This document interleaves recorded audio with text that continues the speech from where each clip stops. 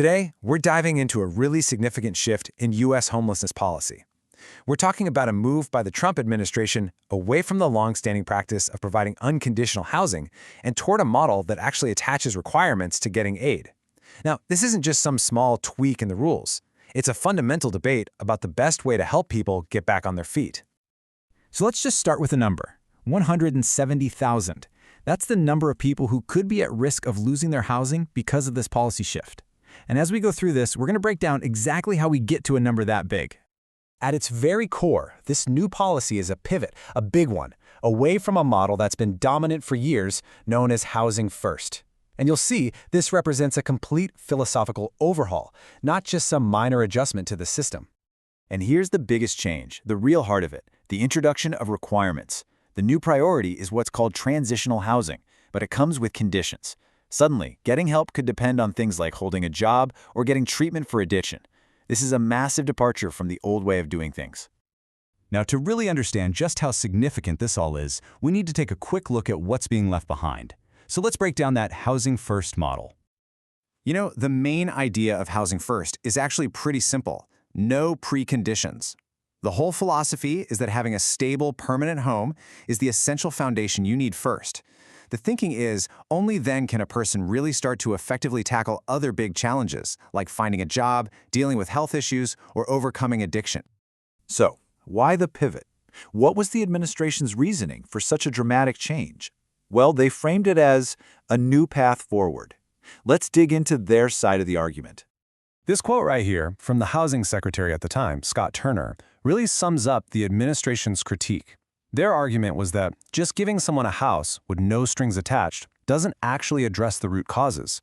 They saw it as basically warehousing people, instead of giving them a real shot at self-sufficiency.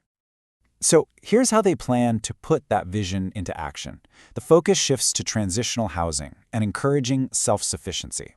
But the real engine for this change is in the funding. They plan to open up nearly $4 billion to competition.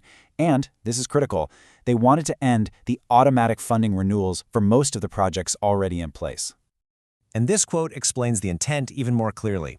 By opening up the funding to competition, the goal was to find what the administration called real solutions. And a huge part of shaking things up was also removing the rules that had stopped faith-based organizations from applying for these government funds in the past.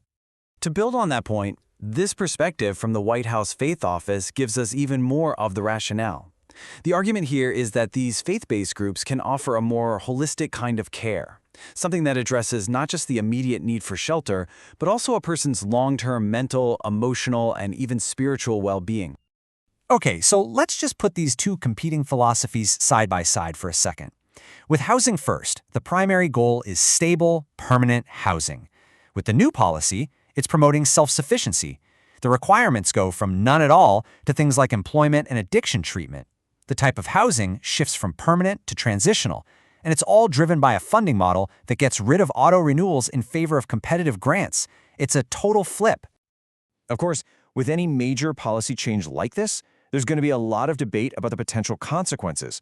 And critics of this new approach, well, they've raised some pretty serious alarms about what the real-world impacts could be. And that brings us right back to that number we started with, $170,000. So why are so many people at risk?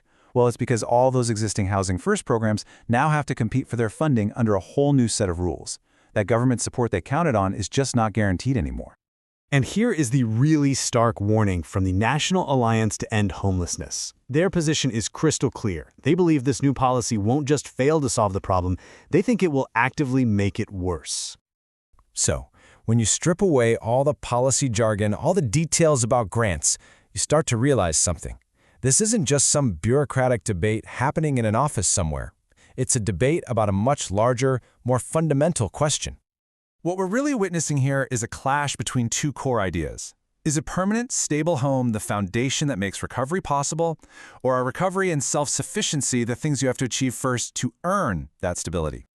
And that really leaves us with the crucial question at the absolute heart of this entire debate.